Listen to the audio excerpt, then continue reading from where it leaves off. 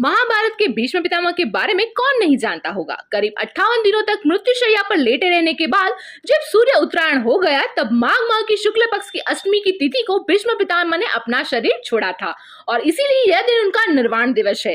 तो चलिए आज जानते हैं भीष्म पितामह के बारे में कुछ ऐसे रोचक तथ्य जो शायद आप इससे पहले नहीं जानते होंगे और इसलिए वीडियो के अंत तक हमारे साथ बने रहिए।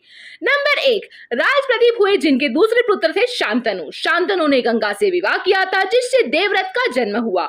यही आगे चलकर भीष्म कहलाए। पिछले जन्म में भीष्म 8 वसुओं में से एक वसु दू थे। भीष्म गंगा के 8वें पुत्र थे। बाकी 7 को गंगा नदी में बहा दिया गया था।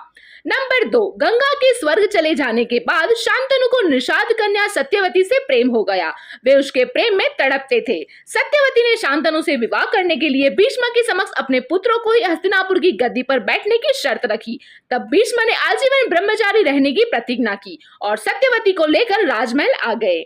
नंबर 3, शांतनु प्रसन्न होकर देवव्रत से कहते हैं, हे पुत्र, तूने पितृभक्त की विषभूत होकर ऐसी कठिन प्रतिज्ञा की है।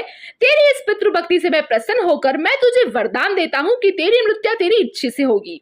तेरी इस प्रकार की प्रतिज्ञा करने के कारण तू भीष्म कहलाएगा और तेरी प्रतिज्ञा भीष्म प्रतिज्ञा के नाम से सदैव प्रख्यात रहेगी। नंबर 4, सत्यवती के गर्भ से महाराज शांतनु को चित्रांगद और विचित्रवीर्य नाम के 2 पुत्र हुए। शांतनु की मृत्यु के बाद चित्रांगद भी एक युद्ध में मारा गया। तब भीष्म बालिक विचित्रवीर्य को सिंहासन पर बैठाकर खुद राजकार्य देखने लगे।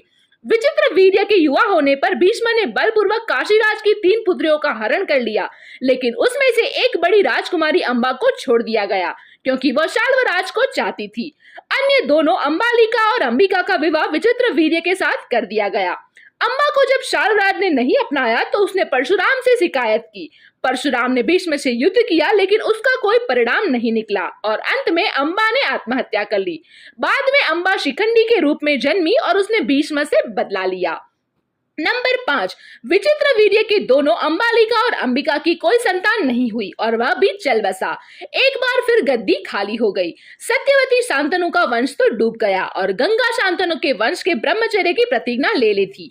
अब हस्तिनापुर की राजगद्दी फिर से खाली हो गई थी। तब सत्यवती ने भीष्म से विवाह करने का कहा लेकिन भीष्म ने प्रतिज्ञावश मना कर दिया। ऐसे में सत्यवती विचित्रवीर्य की विधवा अंबालिका और अंबिका को नियोग प्रथा द्वारा संतान उत्पन्न करने की सोचती है और वह इसके लिए परशुमुनि का और उसकी संतान वेदव्यास को कहती है। भीष्म की अनुमति लेकर सत्यवती अपने पुत्र वेदव्यास द्वारा अंबिका और अंबालिका के गर्भ से यथाक्रम धृतराष्ट्र और पांडु नाम के पुत्रों को उत्पन्न करवाती है। बाद में एक दासी से विदुर का जन्म होता है।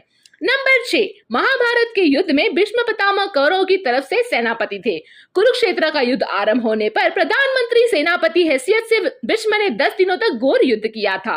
10वें ही दिन इच्छा मृत्यु प्राप्त भीष्म द्वारा पांडवों के विनय पर अपनी मृत्यु का रहस्य बता देते हैं और तब इस नीति के तरह युद्ध में भीष्म के सामने शिखंडी को उतारा जाता है। प्रतिज्ञा अनुसार भीष्म किसी स्त्री, वेश्या या नपुंसक व्यक्ति पर शस्त्र नहीं उठाते। तब शिखंडी के पीछे खड़े रहकर भीष्म को अर्जुन तीरों से छेद देते हैं और वे कराते हुए नीचे गिर पड़ते हैं। तो दोस्तों, अगर आपको हमारा ये वीडियो पसंद आया है तो इसे अपने मित्रों के साथ शेयर कीजिए और ऐसे ही दूसरे वीडियो देखने के लिए हमारी चैनल को अभी सब्सक्राइब कीजिए।